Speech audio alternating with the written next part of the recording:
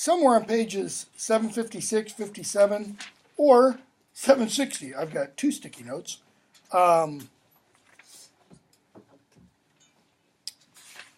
I'm going to pick up with 756, 57. We'll definitely finish, I shouldn't say definitely, probably finish Oedipus today and get into Antigone a little bit. On 756, we talked a little bit, if I remember correctly, about, when Oedipus brings in Tiresias, he doesn't receive the responses he wants to receive. Okay? So he accuses Tiresias of conspiring with Creon. That then elicits the response that Oedipus did not want. And Tiresias says, at the top of 756, around 488, line 488 or so, he says, "You're a murderer. I say you are the killer you're searching for." Oedipus, you won't say that again and get away with it. In other words, I will bring down the curse I called on the murder on you. Okay? Tiresias, I say you live in shame and you do not know it. Do not know that you and those who love you, those you love most, wallow in shame. You do not know in what shame you live.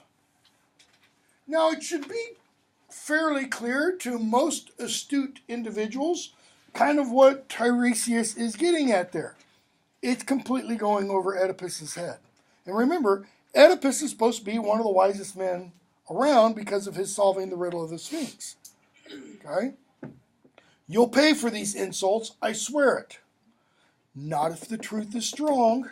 That is, Tiresias is saying, not if the truth has any power to protect those who are truth speakers. The truth is strong, but not your truth. Oedipus drawing a distinction there. The truth, kind of all capital letters, but not your truth. That is what you think of as the truth. You have no truth. You're blind. Now, Oedipus means there both physically blind and mentally or morally or intellectually blind. Okay? That's a theme that runs throughout the play, the distinction between sight versus non-sight. Blind in your eyes, blind in your ears, blind in your mind. Tiresias, and I pity you for mocking my blindness. Why? Why does he pity Oedipus? Well, he knows he'll go blind. Okay, he knows that Oedipus will go blind. But Oedipus is just as blind as he's accusing Tiresias of being. Yeah, and he has eyes to see. Tiresias is saying, you're saying I'm blind because I physically can't see. You're blind and yet you can see. But you can't see the shame that you live with. Soon everyone in Thebes will mock you, Oedipus. They'll mock you as you have mocked me. That is, they'll mock you for being blind. Only there, they'll mock him for being physically as well as internally blind. Oedipus, one endless night swaddles you in its unbroken black sky. You were born in darkness, you will die in darkness, he's essentially saying. You can't hurt me. You can't hurt anyone who sees the light of day. In other words, you can't see anything. How can you hurt someone who sees? True. Nothing I do will harm you. In other words, I'm not going to hit you. I'm not going to strike you. You and your fate belong to Apollo. Apollo will see to you. Using see there in a different meaning. Excuse me. He's saying Apollo will see to what? Will see that your fate is fulfilled. Are these your own lies? Or crayons? If you want to pronounce it crayon, you can, but it should be crayon. Tiresias, crayon? The plague is you, not crayon. What is Oedipus seemingly doing? What do sometimes people who are blind, whether physically or say morally, do? He's lashing out. Okay? He's jumping to conclusions. He doesn't know what the answer is, so he's kind of taking a scattershot approach. Crayon. Money, power, one great skill surpassing another. He's alluding. He's not coming out clearly and stating it. He is saying, your prophetic abilities have been bought. You are merely for sale to the highest bidder. If a man has these things, that is, if a man has money, if a man has power, does Crayon have those? Yes. What relation is he to Oedipus the king? Unbeknownst to Oedipus. Uncle. But what known relation is he to Oedipus? Brother-in-law. And Crayon, he hasn't already said this, has he? No. Crayon is going to say in a few moments, whoa, stop, think about this, in terms of what his relation with Oedipus is. Okay? If a man has these things, money and power, other men's envy grows and grows. Their greed and hunger are insatiable. Most men would lust for a life like mine. What does he mean? Power. Most men would want the kind of power I have as king. I mean, last, presidential election, not the presidential election, but the primaries, how many Republicans were running for president? I think the first debate, there were like 21. Why? It's right here. Power, prestige, my own skeptical opinion. But I did not demand my life. Oedipus saying, I didn't seek this out. No. Thebes gave me my life, and from the beginning, my good friend Crayon, loyal, trusted Crayon, was reaching for my power. That is, I've been sitting on the throne for years. We're not told exactly, but it's assumed to be, at this point, at least 30 years. At least 20 years. His eldest sons have already left the home. Crayon was reaching for my power, wanted to ambush me, get rid of me by hiring this cheap wizard. Now, earlier, how did he describe Tiresias? I sent for the prophet. The prophet will tell us all the truth. To get rid of me by hiring this cheap wizard, this crass, conniving priest who sees nothing but profit. That is, he sees whatever prophet pays him to see. Whose prophecy is simple profit. You, what did you ever do that proves you a real seer? What did you ever see, prophet? Come on, speak. Set us free. Get to the end of his speech. No, I think you and your master Crayon, who contrived this plot, will be whipped out of Thebes. Look, if you weren't so old and weak, I'd make you pay for this conspiracy of yours. Well, he didn't say earlier in his judgment upon whoever the murderer was that, all this stuff's going to happen to you unless you're old. So he's kind of qualifying that for some reason. Oedipus, the leader says, Oedipus, both of you spoke in anger. So, what's the leader suggesting? Speaking in anger means what? Or speaking how? Rashly. What's the other word I have up there? Foolishly. What are you doing when you're consumed with anger? What are you not doing? You're not thinking. Why? Anger is a passion, is emotion. Thinking is a rational endeavor. You'll see throughout the classics, really from the earliest literature through 1700, roughly, this idea that man is composed of kind of two spheres of influence, or possibly three, okay, depending upon the period and the people you're speaking to. The heart, or the passions, and the head, the mind. Okay? The mind ought to be in control. You'll see take a course in Shakespeare. Take my intro to Shakespeare course next spring. Shakespeare kind of beats this dead horse till it doesn't have any flesh left on the carcass yet anymore. This idea, the head needs to control, because when the heart does, what happens? Pain. You suffer. All right? So, the leader says, Oedipus, both of you spoke in anger. Anger's not what we need. We need all our wits. That's clear, cool thinking. That's deliberation and wisdom. All our energy to interpret Apollo's words. Then we will know what to do. In other words, let's sit down. Let's call a committee meeting. Let's have everybody examine what Apollo said. Let's try to calmly, rationally figure this stuff out. Tiresias. Oedipus, you are king, but you must hear my reply. Why? Because Tiresias is saying, I'm a citizen. You have accused me. I have a right to defense. What did we see in the Eumenides?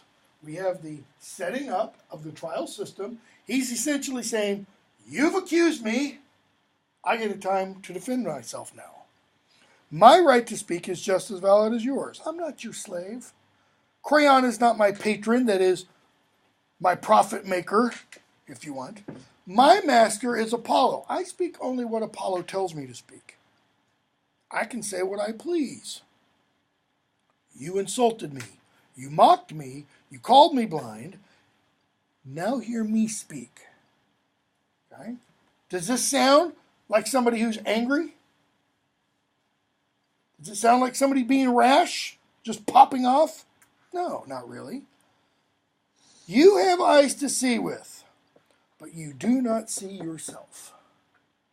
You do not see the horror shadowing every step of your life, the blind shame in which you live. You do not see where you live. What does he mean by that? He means a couple of different things at least. He means one, the palace, okay, which is your palace, but what else is it? It's the palace you were born in that Oedipus doesn't see. Okay?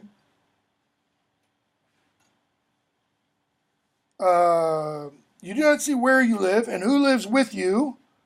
That is, you see Jocasta, but you don't see Jocasta. You don't see her as your mother. Lives always at your side. Tell me, Oedipus, who are your parents? Come on, fess up. Who are they? Because what is he going to say at the end? Oh, Polybus and Merope. Yeah, they're my parents. The messenger is going to come in and say, your father Polybus is dead. And he's going to go, shit. And then he's going to mention the prophecy. And he's going, oh, you worried about that? Polybus wasn't your father. No, he was your dad, but he wasn't really. Do you know? You do not even know the shame and grief you have brought your family, those still alive, those buried beneath the earth. I mean, go back to the whole Oresteia. What's it about? It's about Orestes getting vengeance for Clytemnestra killing Orestes' father. Oedipus killed his father, so who's going to ask for the vengeance? But the curse of your mother, the curse of your father will whip you. Whip you again and again wherever you turn. It will whip you out of Thebes forever. Your clear eyes flooded with darkness. Darkness how? Physically, because he's going to blind himself. Okay? How else? Tiresias is implying, Oedipus, your journey, your destination is to darkness. You've done something so bad. Okay? You are only going to end up in darkness. Though, if we were reading all three plays by Sophocles, written in the order of Antigone, Oedipus the king, Oedipus at Colonus, I think that's the order. Oedipus at Colonus, you see Oedipus made into a god because of his suffering. because he has suffered like no other human has suffered before him. They in-God him. Okay? So he goes on. That day will come. And then what scoured homeless plain, what leafless tree, what place on Kithaeron where no other humans are or ever will be, where the wind is the only thing that moves, etc., etc. When you find out that the marriage song, sung when you came to Thebes, heard in your house, guided you to this shore, this wilderness, you thought was home, your home, and you don't see all the other awful things that will show you who you really are. Show you to your children face to face. You don't see your children are what? Your brothers and sisters. Go ahead. Call me quack. Abuse Crayon. Insult Apollo. Now, has Oedipus insulted Apollo? Has he said, tell Apollo, like Job does, in the book of Job, okay, God, come down here. You and I are going to have a chat. Oedipus doesn't do that. Oedipus, however, insults Tiresias, who is the spokesman for Apollo. So he insults the spokesman, you insult the person being spoken for. Insult Apollo, the God who speaks through me, whose words move on my lips. No man will ever know worse suffering than you. Your life, your flesh, your happiness, an ember of pain. So he asks the chorus, do I have to stick around? Starts to move away. Oedipus says, do I have to listen to this? Tiresias, I'm here because you sent for me. How did Tiresias first respond when Oedipus calls him and he arrives? Let me go back home. Better off not to, you don't want to hear what I have to say. Just let me go. What, you won't speak? You won't tell us what the God knows? Oh, I think, and that's when he launches into his, I think you're involved. Okay? You old fool, I'd have thought twice before asking you to come if I'd known you'd spew out such idiocy. Call me fool if you like, but your parents, who gave you life? They respected my judgment. Okay, when he says, your parents who gave you life, okay, that who gave you life, that is in a positive relative clause. It's expanding on your parents, but it's also what? Who gave you life? Because Oedipus doesn't really know who those parents are. They respected my judgment. Parents? What do you mean? Who are my father and mother? Now, is that Oedipus coming to some awareness? Is this Oedipus saying, well, now you come to think of it, I don't really know who my father and mother are. Not yet. Tiresias, this day is your mother and father. What? How can a day be parents? Well, what does it do? It gives birth to all the new events of the day. What's going to happen to Oedipus on this day? He will kind of be born anew. In other words, he will understand himself again. And notice the emphasis, this day, single 24-hour period, because he's following the three unities that we talked about the other week. This day will give you your birth and destroy it too. Because what's going to happen? The old Oedipus will die. The Oedipus who thought he was a child of Polybus and Merope. Okay? How you love mysterious, twisted word. What are you talking about? Oedipus doesn't have a clue. Aren't you the great solver of riddles? Aren't you? Come on, you solved the riddle of the Sphinx. You got to wonder, did anybody ever send for Tiresias? Could Tiresias not solve the riddle of the Sphinx? Taunt me for the gift of my brilliant mind? That gift is what makes me great? And yet he can't figure out the solution to there's a plague in Thebes? That gift is your destiny. It made you everything you are, and it has ruined you. What gift? What is, if Oedipus has a central problem? You're going to see when we read Aristotle, Aristotle's going to talk about the tragic heroes, hamartia, right? Which usually, when it's used in the Greek New Testament, it's translated as sin. Literally means to miss the mark. Okay? It often gets translated in terms of Aristotle's Poetics as tragic flaw. Some aspect of the tragic hero's personality that results in the downfall of the tragic hero. So, if Oedipus has this hamartia, or this tragic flaw, what is it? Is it his rashness? I mean, he is pretty rash. He's already told us, yeah, I came to this crossroads, this guy wouldn't let me go across, so I killed him.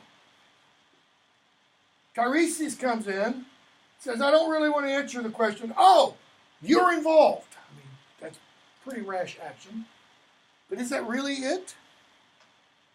Or is it seemingly Oedipus's need to know everything? His need to understand. He hears the prophecy, and what does he do? He hears the prophecy first from what? Actually, he only hears a garbled, partial form of the prophecy. A drunk at a party says, you don't know who you are. They're not your parents. And he's like, what? He goes to his parents. They say he was a drunk. Don't pay any attention. He goes to Apollo. And what does the oracle say? You are destined to kill your father, marry and sleep with your mother. He's like, you don't want to do that. And he runs away. He doesn't then go back and say, who are my father and mother? Why? Because he thinks he knows. But here we're going to see him start to drill down into this. He always has to know. He always has to understand. Okay? So, Tiresias says, that gift is your destiny. What's the gift again? Okay? His brilliant mind. Tiresias, I'm going. Oedipus, good, take him. And Tiresias says before he leaves, I tell you again, the man you've been trying to expose with all your threats, with your inquest into Laius' murder, that man is here. Now people think he comes from Corinth. Well, that's where Oedipus came from. But later they will see he was born in Thebes. When they know, he'll have no pleasure in that news. Now he has eyes to see with, but they will be slashed out. Okay? Tiresias is telling us how Oedipus will go blind. Rich and powerful now, he will be a beggar, poking his way with a stick. His children, the children he lives with, they will see him at last. That is, they'll know him for what and who he truly is. Their father and their brother, his wife's son, his mother's husband, the lover who slept with his father's wife, the man who murdered his father. Notice all the different permutations here. Go inside, he says to Oedipus. Ponder that riddle. And if you find I've lied, then you call me a prophet you cannot see. So he goes and he leaves. Oedipus goes inside the palace. And now we have the chorus left outside. And the chorus has a pretty long speech. And bear in mind, what is the chorus's job usually in Oedipus? It's not as much the job in Aeschylus. Because in Aeschylus, you can have the chorus on stage with one other character at most. With Oedipus, you get 3 or more characters on stage. Okay? And in Sophocles, the chorus often is commenting. It's explaining either what has happened or kind of foreshadowing what is to happen. Page 760, the chorus's last line, before Crayon comes in. Zeus and Apollo, this is the chorus speaking. No, they understand, only they see the dark threads crossing beneath our life. Meaning the warp and woof, the fabric of our lives as it's made. Okay? But no man can say a prophet sees more than I. One man surpasseth another, wisdom against wisdom, skill against skill. I won't blame Oedipus, whatever anyone says, until words are as real as things. The chorus is kind of hedging its bets here. I'm not going to go against Oedipus because he's been right. And those dark hidden things, Zeus and Apollo understand them, but us not so much. One thing's clear. Oedipus solved the riddle of the Sphinx. Creon comes in. He says, I hear Oedipus brought charges against me. Notice the leader here. Well, line 692 or so. Perhaps he spoke in anger. Okay, was there a perhaps in it? No, Oedipus was pretty clear. Perhaps he spoke in anger without thinking. Perhaps his anger made him accuse you. Did he really say, I persuaded Tiresias to lie? I heard him say these things, but I don't know what they mean. Really? You heard him say these things, but I don't know what they mean. Usually words mean what they sound like they mean. Did he look you in the eyes when he accused me? Was he in his right mind? I don't know or see what great men do. Why is the leader being so ambivalent? Well, if Oedipus is the rock, Creon's the hard place. And the leader's finding himself between what? Two extremely powerful people. You anger this one, what does Oedipus threaten Tiresias with? You anger this one, could be in as much danger. So Oedipus comes out. You here, murderer? You dare come here to my palace? He goes on and on. Creon. You said enough, Oedipus. Now let me reply. Weigh my words against your charges, then judge for yourself. How old is Creon? We don't know if he's older or younger than Jocasta. Okay? So he could be like a father figure to Oedipus. Oedipus, eloquent Creon, but you're not going to commit. Let me. Would you be quiet? Explain, what could explain your treachery? If you think this stubborn anger of yours, this perversity, is something to be proud of, you're mad. Okay, so he says, how have I hurt you? Was it you who advised me to send for that great holy prophet? Yes, I'd do it again. How long has it been since Laius disappeared? Disappeared? Murdered? Died? Many years. And this prophet of yours, was he practicing his trade at the time? Notice how Tiresias' calling has been reduced, okay, to a mere economic practice with as much skill, wisdom, and honor as ever. In other words, by saying skill, wisdom, and honor, Creon is saying this isn't a trade. He doesn't do this for money. Did he ever mention my name? Not in my presence. Was there an inquest? Formal inquiry? Of course, nothing was ever discovered. Then why didn't our wonderful prophet, our Theban wizard, denounce me as the murderer then? Don't know. And when I don't know, I don't speak. Little, jab there. But you know this, with perfect, what? What are you talking about?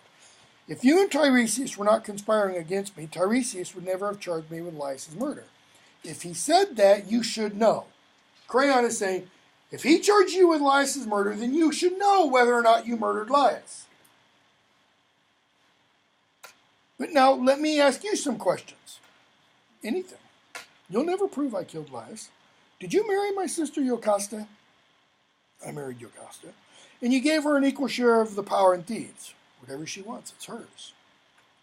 Notice how forward-thinking, by the way, Oedipus is here. And I share that power equally with you and her? Equally. And that's precisely why it's clear you're false, treacherous. Whoa. Stop. Hold on here. Reflect.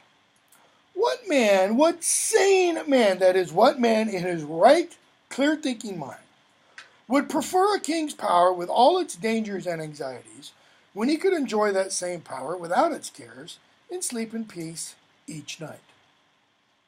Power? I have no instinct for power, no hunger for it either. Well, store that little nugget away when we get to for when we get to Antigone. He says, it isn't royal power I want, but its advantages. And any sensible man would want the same. Let's extrapolate to our world. President. I don't care who the current president is, just the title of president. And the perks that go along with being president. Fly anywhere in the world. 1, for free. 2, with other people carrying all your luggage. 3, with other people arranging all of your trip. 4, without having to be cramped in, economy seating. I mean, just all the perks that go with being president. Imagine being able to have all those without North Korea, if you're Republican, Democrats, if you're Democrat, Republicans, Congress, Supreme Court, people, the hoi polloi, the press, North Korea, I think I already said that, the UN, and every other problem. In other words, since they've all been male so far, being First Lady, that's a gig to get, right? How about Vice President? What's the Vice President do? Pretty much nothing. Try not to die and have fun not dying. Because your job is what? I mean, literally, all the Constitution says for the Vice President, live. So that if the president doesn't, you become president. That's it. You are merely a placeholder. You are like going to a big fancy dinner and it's got a name tag. That's it. You're the name tag. For when the president's name tag gets knocked off. That's your, okay? That's what Crayon is saying. Why would I want your power or the throne of Thebes more than what I enjoy now? The privilege of power without its dangers. I would be a fool to want more than what I have. Because think about it. Does Crayon have to solve the problem of the riddle of the plague? Nope. But he gets all the power and perks that goes along with the rest of the job. Free dining at the nicest establishments, the whole 9 yards. As matters stand, no man envies me. I am courted and admired by all. In other words, they suck up to me. Men wear no smiling masks for Crayon. Those who want something from you come to me. Why? Because the way to royal favor lies through me. Meaning, they pay me. Tell me, Oedipus, why should I give these blessings up? To seize your throne. Come on. Do you want to test the truth of what I say? Go to Delphi, put the question to the oracle, ask if I've told you exactly what Apollo said. Then, if you find that Tiresias and I have plotted against you, seize me and put me to death.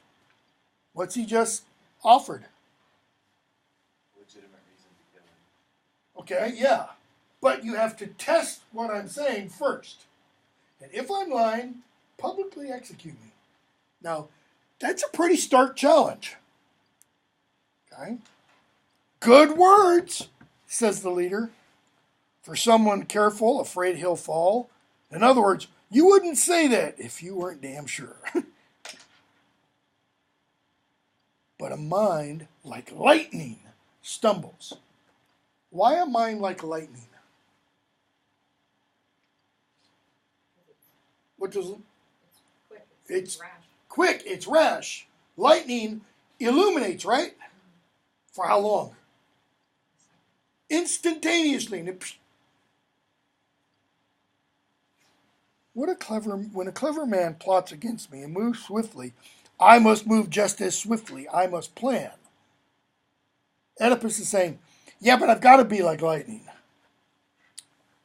Okay, what do you want? Creon asks. You want my exile? No, your death.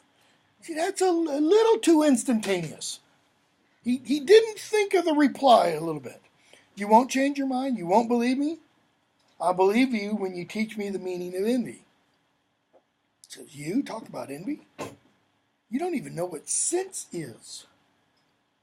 That is, Oedipus, you're not listening. Can't you listen to me? I am listening. No. Oedipus is hearing only what he wants to hear. You were born. And what if you're wrong? What's Creon trying to teach Oedipus? About thinking, about evaluating. Weigh the evidence. Look at the argument from what? The other side. What if you're wrong, Oedipus? Then what? I still must govern. That is, even if I'm wrong, I must be in control. Not a very good answer. Because what has he just become? It's now no longer, the book is variously translated. It's Oedipus Rex, Oedipus King. What's the other translation? Yeah, 2 R's. Oedipus Tyrannus. Okay? And tyrannus in Greek doesn't necessarily mean our modern tyrant. It can be a benevolent tyrant or it can be a malevolent. Okay? But how you translate the word that is used here kind of gives away a little bit of what it is. Excuse me, or of at least your interpretation for it. Okay? So, I still must govern. Not if you govern badly. Oh, Thebes. Thebes is mine too. Creon's saying, I'm from Thebes too. And actually, who has the greater claim to Thebes? Creon. He's been there a lot longer. So Jocasta comes out. She's heard what's been going on. Oedipus, Creon. Why this insane quarreling? Sounds like a mother, right? Boys, stop that. You should be ashamed, both of you. Forget yourselves. This is no time for petty personal bickering. Thebes is sick, dying. Come inside, Oedipus. Like mom, grabbing him by the ear almost. And you, Creon, leave. He says, Oedipus has given me 2 impossible choices. Either I must be banished from Thebes or be arrested and put to death. Yep, that's right. He's plotting against me. Oedipus, in the name of the gods, believe him. Interesting, she invokes the gods, and yet in just a few moments she's going to say, the gods, prophecies from the gods mean nothing. Okay? His prayer has made him holy, naked to the mysterious whims of the gods, has taken him beyond what is human. Respect his words, respect me, respect these men standing at your side. It's her way of telling Oedipus, shh. Okay? So, Creon leaves, and the chorus tells Jocasta, page 765, round line 895, that she should lead Oedipus inside the palace. She says, not before I know what happened here. Okay, so she and the chorus go back and forth, and then she addresses Oedipus. If you love the gods, tell me. Too, Oedipus, I implore you. Why are you still angry? Why can't you let it go? Here's this again. Let it go. No, he's going to chew on that bone until there's nothing left. I'll tell you, you mean far more to me than these men here. Creon plotted. What started the quarrel? He said I murdered Laius. Does he know something? Or pure hearsay? He sent me a vicious, troublemaking prophet. Oh, forget all No mortal can practice the art of prophecy. No man can see the future. She goes, here, you need proof? Let me give you some proof. Long ago, an oracle came to Laius. Came not from Apollo himself, but from his priest. That is, Apollo didn't manifest himself to Laius and say, Laius, here's what's going to happen. No, it was a priest. It said Laius was doomed to be murdered by his son and mine.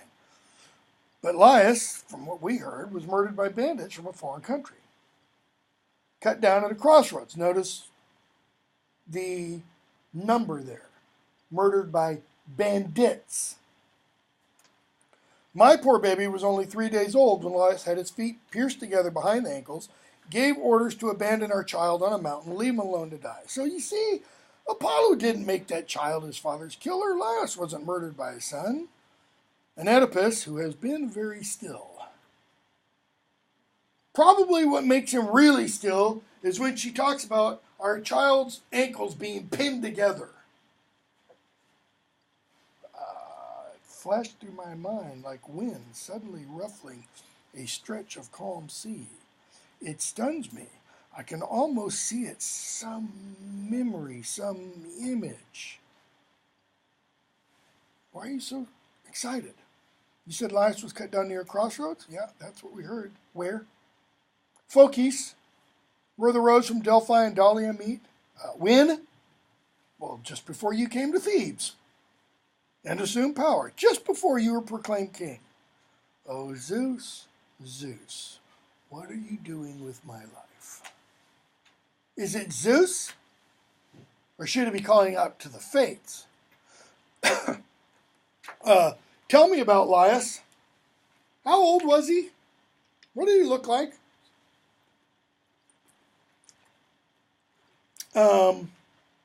Streaks of gray beginning to show in his black hair. Tall, strong, kind of built like you. Why is it significant streaks of gray? Old enough. So he's old enough for that child that was taken at 3 days to have grown up. No, gods, it seems each hard, arrogant curse I spit out was meant for me, and I didn't know it. This is what Aristotle is going to call recognition. I think the Greek is anagnoresis, if I'm spelling that right. All right? This is Anagnoresis, or recognition.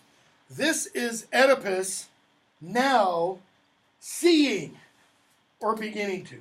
The light is starting to shine in the darkness of his mind. Okay? Jocasta, what do you mean? You frighten me.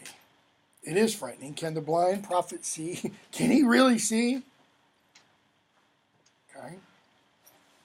I'd know if you told me. Told you what? Was Laius traveling with a small escort or many armed men, like a king? 5 and a herald, riding in a chariot. Light, oh light, light. Now everything is clear. Why? Because Oedipus remembers killing a man with 5 guards. Who told you this? Slave, only survivor. Is he here? No, when he returned, saw you were king. He wanted to go off to the mountains for retirement. So that's where he is. Can he be called back? Well, yeah, easily. Why? I'm afraid I may have said too much. I must see him. Okay, but why? Now that I've come this far, Jocasta, hope tortured me, each step of mine heavy with fear. I won't keep anything from you. Wandering through the mazes of a fate like this, how could I confide in anyone but you? My father was Polybus of Corinth. My mother, Merope. Everyone saw me as its first citizen. That is kind of like everybody in Thebes now sees Crayon. Okay? And he says, one night I was at a banquet. A drunk man said I wasn't my father's son. I was a bastard. Next day I went to my parents. They said, don't worry about it. He says, so I went to the oracle. But Apollo refused to answer me. But he did reveal other things. He made me see myself doomed to sleep with my own mother, doomed to bring children into this world where the sun pours down, children no one could bear to see, doomed to murder the man who gave me life, whose blood is my blood, my father. In other words, he revealed to me the exact same prophecy that was revealed to Elias. So what did Oedipus do? After I heard this, I fled Corinth. Why? Because Polybus and Merope said what to him when he said, "Am I a bastard? Or am I not your son?" "Ah, don't worry about it. Of course you're our son." So, he says, and on my way, I came to that place where you say Elias was murdered. And this is God's truth, On the road, I met a herald and an old man, just as you described it. The man was riding in a chariot. His driver tried to push me off the road, and he shoved me, so I hit him. The old man stood quiet till I passed under him. He leaned out, caught me on the head with an ugly goad, that is a stick, he says. And so I smacked him with my staff and killed him. I killed them, every one of them. I still see them. Why does he still see them?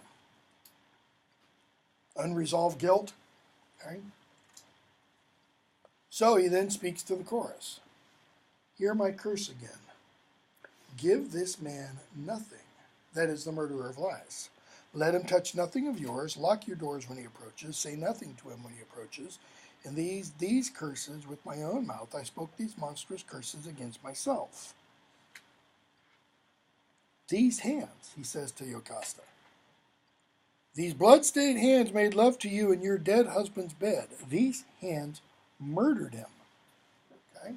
Is he still worried that the prophecy he was told might have come true? No. He's just worried that maybe he's Elias' murderer. Okay? Because he still thinks his parents are Polybus and Merope. He's not putting two and two together yet about Jocasta. Okay? So, they send off for the shepherd. And Jocasta says, 1073, what do you hope to learn? If his story matches yours, I am saved. You said bandits. If he talks about bandits, couldn't have been me. I killed somebody else. Well, those were his words, don't worry. And he can't take them back. The whole city heard him, not only me. And if he changes only the smallest detail of his story, it still won't prove Laius was murdered. Apollo was clear. It was Laius' fate to be killed by my son, but my child died. The future has no shape. What does Jocasta mean? There is no fate. My future is not already determined. How is my future determined? By every thought and action I make. That creates it all new, every moment of the day. Okay? So, she says, the shapes of prophecy lie. I see nothing in them. They are all illusions. Okay? So, page 771, Jocasta comes back out from the palace, accompanied by a serving woman. She offers her prayers to Apollo, and a messenger comes in, a messenger from Corinth, okay, where Oedipus grew up. Says, I'm looking for King Oedipus. Okay, where can I find him? They say, here. Jocasta says, are you bringing good news? He says, good news for your house, good news for King Oedipus. What's your news?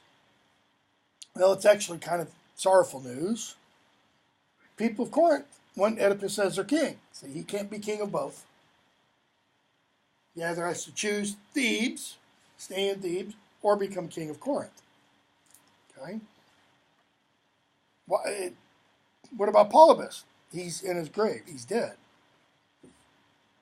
So, O oracles of the gods, where are you now? Notice she's not saying the gods lie. She's saying or suggesting the oracle's lie. Okay? This man, the man Oedipus was afraid he would murder. Dead. Oedipus comes in. This guy's from Corinth. Polybus is dead. What? You're free, she implies. So Oedipus has to hear it for himself. Okay?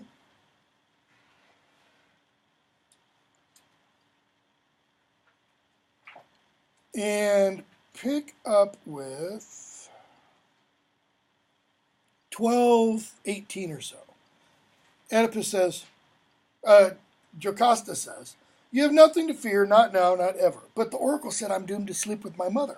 How can I live with that and not be afraid? Well, the way the oracles work, it can't be, 50% right. It's all or nothing. It's the thing about a prophet. All or nothing. Always right, 100% of the time, or not a prophet. Okay?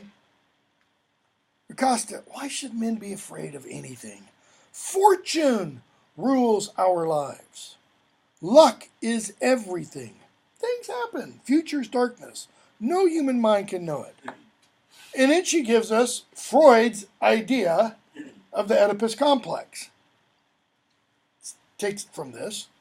Why should the thought of marrying your mother make you so afraid? Many men have slept with their mothers in their dreams. Why worry? See your dreams for what they are. Nothing. But my mother is still living. Merope is still alive. As long as she's alive, I live in fear. She's like, why? And then the messenger, who's this woman you fear so much? Well, Merope. Why does she frighten you? Oh, harrowing oracle. Can you tell me the oracle? I can. So he tells him the oracle, and he goes, wait, and you left because of that? Oh, yeah. Notice Oedipus's reply is kind of like, wouldn't you? I mean, you're told you're going to kill your father, marry and sleep with your mother, and produce an offspring that everybody's going to go, ew. Wouldn't you leave too? He says, I brought you good news. Oedipus is kind of pondering that. It's clear you don't know what you're doing, the messenger says around 12:55. What do you mean? If you're afraid to go home because of your parents, I am afraid. Afraid of murdering your father, right? Yes. Well, then you have no reason to be afraid. Well, I'm their parent. I'm their son, right? No. Polybus is nothing to you. Polybus is not my father? No more than I am. But you are nothing to me. Bingo.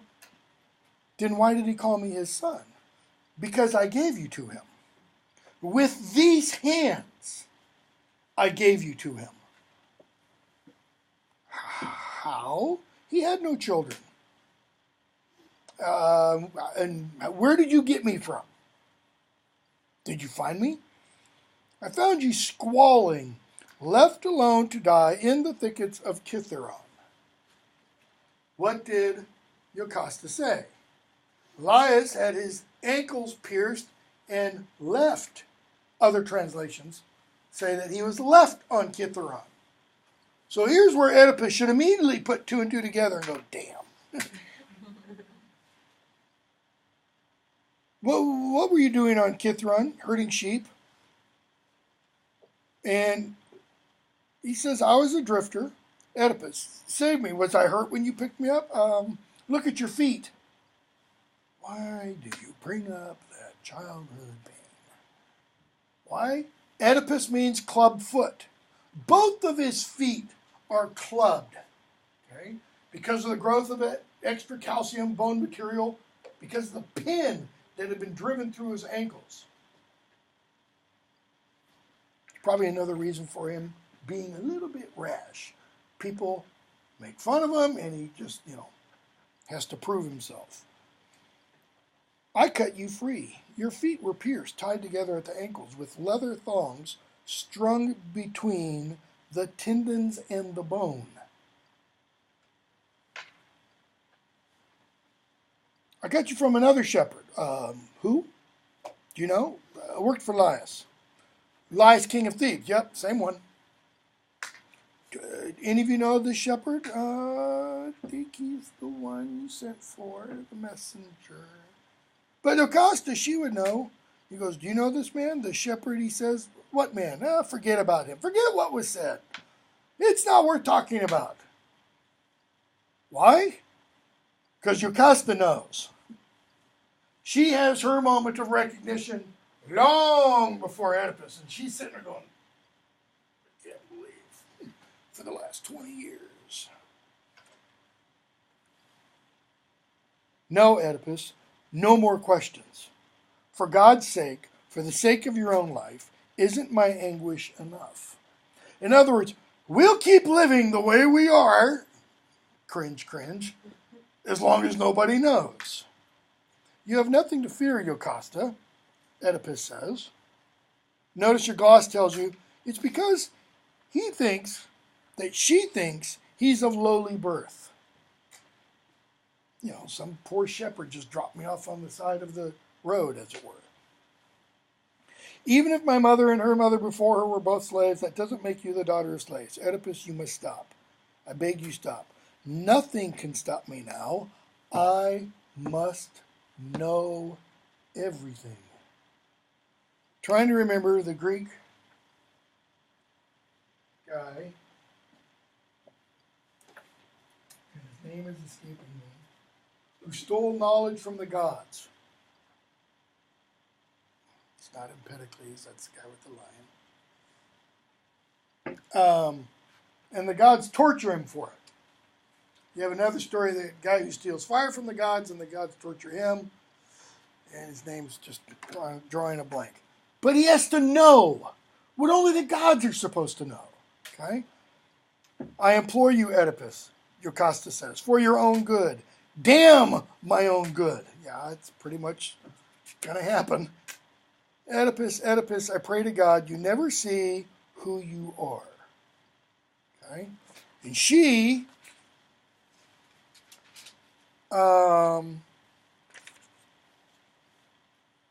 runs off the stage, saying, God help you, Oedipus, you were born to suffer, born to misery and grief.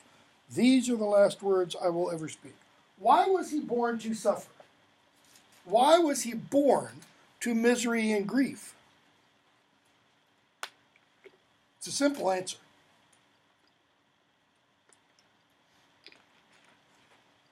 Because he was born. Okay, what did the prophecy say? The one that Yocasta is currently carrying, before he's born, that the prophecy comes to him, will kill you, Laius, and marry and sleep with you, Yocasta. So you want to stop that from happening, what do? Do you wait 3 days after birth, give him to somebody else to take to a mountain and leave him alone? No. You get an abortion. You, as soon as the baby's delivered, slit its throat. They don't do either of those things. Okay? It's because of the prophecy about him. It's not because Sophocles is saying, life is pain, Highness. That no matter what, everybody is born to this. Though there is that element. Okay? Throughout Greek literature runs this notion that we are born to misery and grief. It's how we respond to that tells us what kind of people we become. Okay? The leader, I fear disaster. Or worse. Really? What can be worse than disaster? Oedipus, let it break. Let everything break. He's saying, let everything I knew to be true, let it all fall apart. He needs to have his illusions shattered. I must discover who I am, know the secret of my birth, no matter how humble, how vile. See, Oedipus still doesn't know. He's getting clues. He's getting close, but he doesn't know like Yocasta knows. He just thinks he's going to find out he's born of a slave. Okay? So, the shepherd comes in. Oedipus, did you work for Laius? Yeah, I was a slave. What did you do? Herded sheep. Where? Kithron. and the area around. You ever meet this man? Which man? Points to the messenger. Not that I remember. I shouldn't do that. My throat's already bad enough.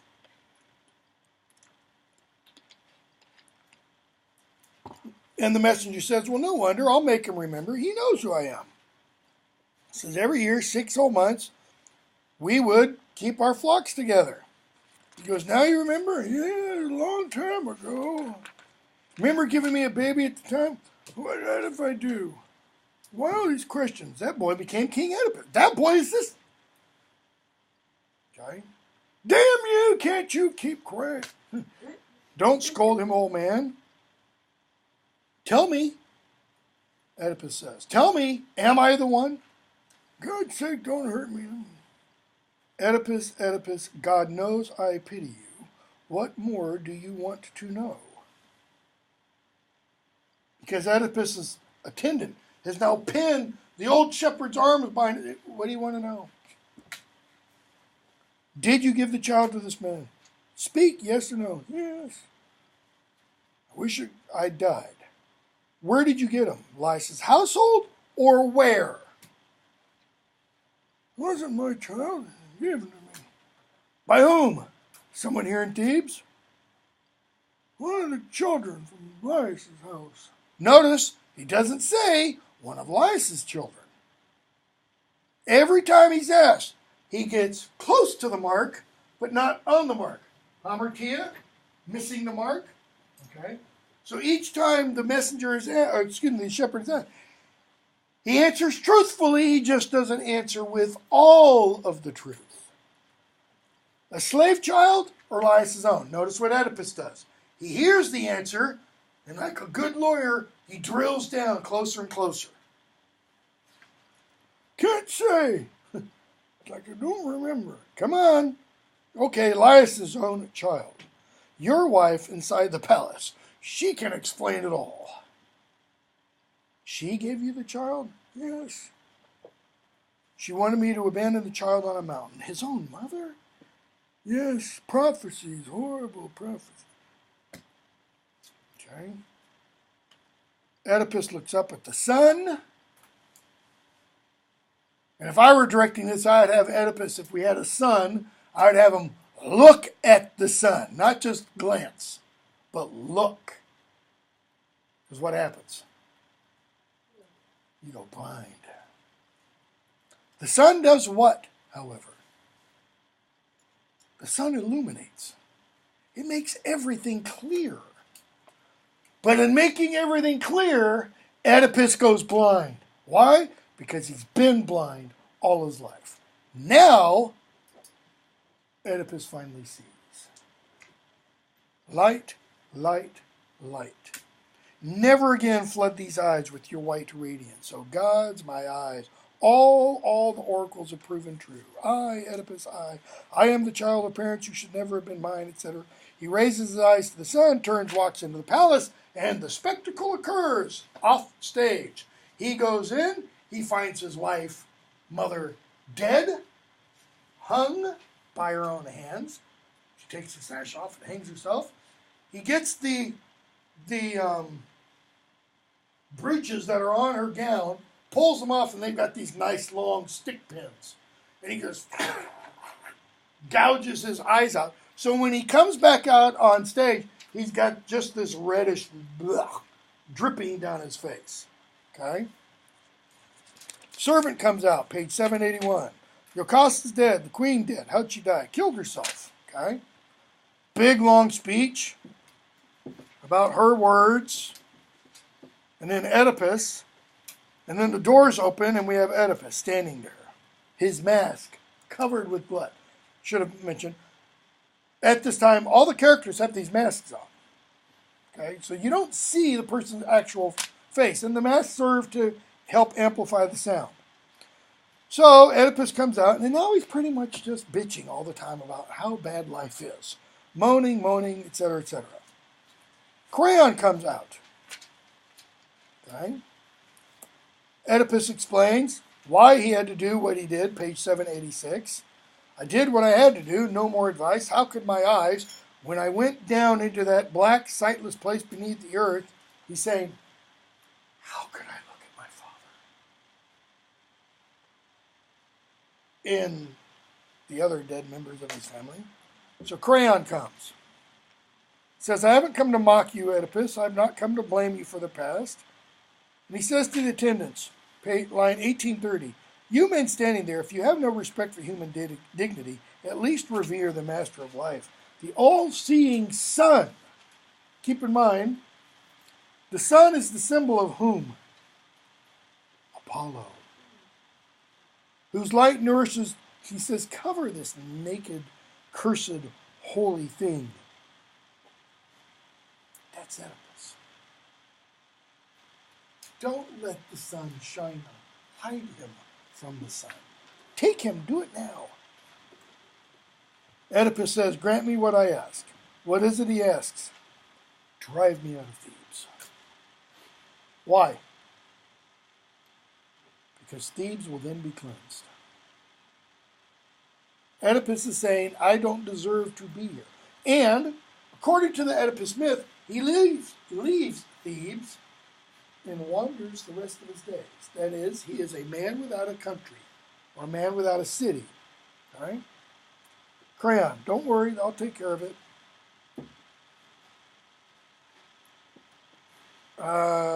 He then brings his daughters in. Creon brings Oedipus' daughters in so that he can see them. Okay? Sons he's not worried about. Why? Because they're old enough. They've already left home, etc. And Oedipus says to his daughters, lines 19, 15 or so, what sorrow will not be yours? Your father killed his father, made love to the woman who gave birth to him, and he fathered you in the same place where he was fathered. This is what you will hear. Now, his daughters are young, no more than 10 or 11 at this point. You will never marry, but grow hard and dry like wheat so far beyond harvest that the wind blows its white flakes into the winter sky. It says, now, Creon, you are the only father my daughters have. You cost them neither parents or lost to them forever. These poor girls are yours. Your blood, don't let them wander all their lives. Don't let them suffer as their father has. Pity them, Creon. Pity these girls. Okay. Creon, no more grief. Come on in. I must. But obedience comes hard. Where have we seen Oedipus be obedient before? What did his parents in in Corinth, tell him when he said, well, that guy said I was a bastard. Don't worry about it. What does he do? He worries about it. He goes off to the oracle. Oracle tells him what's going to happen. What does he do? He attempts to stop it. He attempts to stop fate. Fate, by its very definition, means what? That which cannot be avoided. It is what will be. Not what will be, might be. Okay? There's no might ever when it comes to fate. Obedience comes hard. Everything has its time. First promise you this. Name it. Banish me from Thebes. I can't. You got to ask the gods for that. If the gods hate me, then you'll have your wish. If the gods really do hate you, then you will be banished. You promise? I only say what I mean. Okay, then let me go in. Okay? So, he says, I got to take my daughters. You will not take my daughters. I forbid it. You forbid me? You have no power anymore. So what has Oedipus lost by the end of the play? He's lost his authority. He's lost his power. He's lost his kingship. What else? He's lost his children. He's lost his wife. He's lost his eyes. And if you want to get really good, you can say he's lost his pride. He's lost his arrogance. He's lost this. Okay. And then we hear the chorus. O citizens of Thebes, this is Oedipus, who solved the famous riddle, who held more power than any mortal. See what he is. All men gazed on his fortunate life. All men envied him. They looked at Oedipus and said, man, it would be nice to be him. But look at him. Look. All he had, all this man was, pulled down and swallowed by the storm of his own life, and by the God. Keep your eyes on that last day, on your dying. What does the chorus mean? Keep your eyes on that last day, on your dying. NPR, PBS, I don't remember what it was, did a series many years ago about, I think it was the Civil Rights Movement, Eyes on the Prize. What's the prize to keep your eyes on? Death. Why? Because only by focusing on your death will you really know how to live. Okay, Sophocles is saying something that is entirely antithetical to our modern culture, which is, you want to know how to live?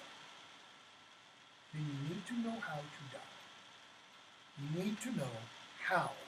Well, you need to know, first of all, you will die. Because everything in our culture, especially the advertising industry for a variety of industries, tells us what? You can push death backwards. You can slow the effects of aging. You can stop the effects of aging with enough plastic and enough surgery. Right? You can be whatever you want to be with enough surgery. It's about forestalling death. Sophocles is saying, no, you want to really live, you got to be able to look death in the face. So, keep your eyes on that last day, on your dying. Happiness and peace. They were not yours unless at death you can look back on your life and say, I lived, I did not suffer. Now that is a weird translation. And as I've said before, I don't know ancient Greek, but I do know several other translations of Oedipus. And all those other translations say, count no man blessed or happy. Sometimes it's blessed or happy actually in the text. Count no man blessed or happy until he is dead. That's a lot different than happiness and peace were not yours, unless at death you can look back on your life and say, I lived and did not suffer. That's not what those other translations are saying. Those other translations are saying, Thomas Jefferson was wrong. Life is not about, we are not guaranteed a pursuit of happiness. It is not an inalienable right. Okay? Sophocles is saying, you want to know what your inalienable rights are? To die. And nobody promises happiness. Nobody promises joy. What is promised? To be human, this comes through Aeschylus, it comes through Sophocles. We're not reading Euripides, but it's there too. To be human means to do what? To suffer. We're not gods. See, the gods don't suffer. They do, actually, in the Greek and Roman system, but that's because they're not real gods. They're just elevated humans, kind of, so to speak. Right? But life, that line from Princess Bride that I've referred to several times. Life is pain, Highness. That's the Greek mentality. And then you die. So it's being aware of that and understanding how to do what then? How to mitigate that pain. How do you do that? Don't act rashly.